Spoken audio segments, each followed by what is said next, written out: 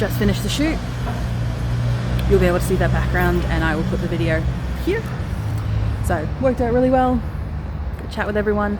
Make sure to give the photographer, give her a chance to have as many angles, as many props, as many photos, different changing of position of the people in the shot.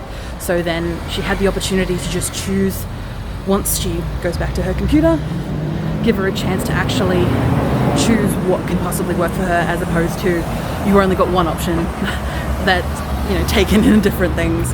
I made sure my best to give her ultimate different like poses for myself, and especially pre-photo shoot, you want to make sure you take out any tension by cracking jokes, being all nice and friendly, because that's what people need. People need to be welcomed into the space because sometimes it can get a bit hectic and a bit intense, and especially considering the whole thing took less than 15 minutes, just like from hello to shooting to done, all 15 minutes like. So make sure that these things can happen fast, especially when dealing with media and press, but also even when not, things can take longer than things can take shorter than you can. So take the opportunities when you got them.